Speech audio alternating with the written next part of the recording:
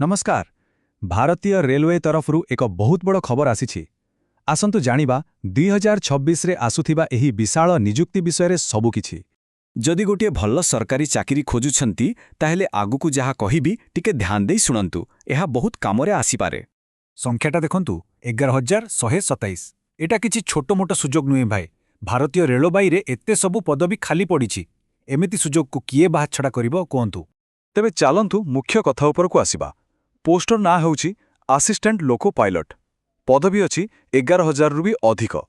आ दरमा आरंभरु ही मासकु मिलिबो 19,900 टंका।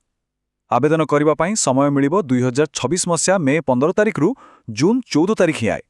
हेले असिस्टेंट लोको पायलट माने प्रकृतरे कोन करंती, सेमानंकर कामटा कोन? आसंतु ए विषय टिके भलो भाबरे बुझिबा। देखंतु असिस्टेंट लोको पायलट बा जाहाकु आमे एएलपी कहू, एइटा हेउछि रेलवे रे क्यारियर आरंभ करिवार प्रथम पाहाच।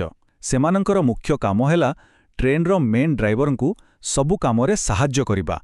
आउ एहा द्वारा ही लक्ष लक्ष यात्रींकर यात्रा सुरखुरुरे होइथाए। आउ दरमा कथा पुणी थर देखंतु।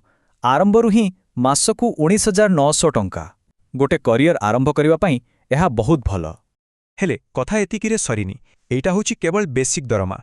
एहा सप्तम वेतन आयोगर पे लेवल 2 रे आसुछि। तार माने हेला एहा सहित आहुरी अनेक प्रकार अलाउंस जेमिति कि घर भड़ा, महंगा भत्ता एसोबी मिलिबो। ठीक अछि।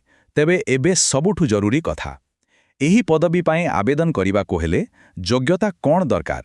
चालंतु से विषय जानिबा। सीधा सड़क कहिले बयस सीमा हेउछि 18 रु 30 वर्ष। एही बयस भितरे थिले आवेदन करिहबो। तेणु बहुत लोकंकु पई एहा एक भलो सुजुग। हाँ, गोटिए कथा एठी विशेष भावरे मने रखिबाकु पड़िबो। बयसर हिसाब करा जिवो 2026 मसिया जुलाई 1 तारिख को नहीं। तेणु आवेदन करिबा आगरु निज जन्म तारिख अनुसारे एहाकु ठीक भावे चेक करि नेबे। आउ गोटे कथा स्पष्ट करि देबा भलो। एइटा हेउछि एक संक्षिप्त नोटिफिकेशन। शिक्षागत योग्यता बा मेडिकल फिटनेस विषय रे पूरा डिटेल्स परे आसीबाकु थिबा विज्ञप्ति रे रहिबो। आउ हाँ, संरक्षित वर्गर प्रार्थींक पई बयस कहळ नियम भी लागू हेबो।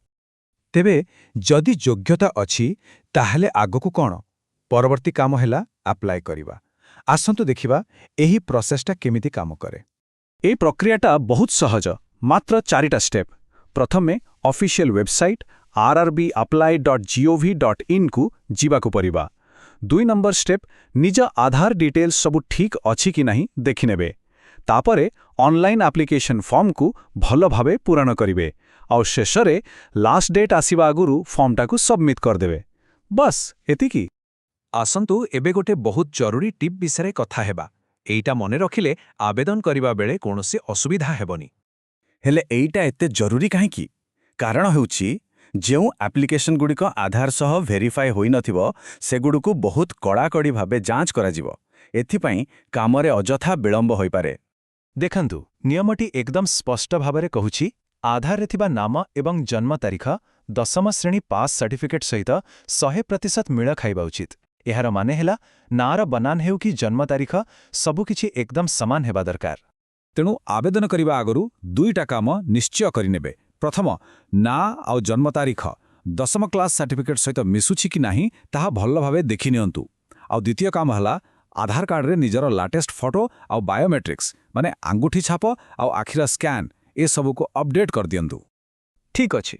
एबे तो योग्यता आउ आवेदन प्रक्रिया विषय रे जानि गले।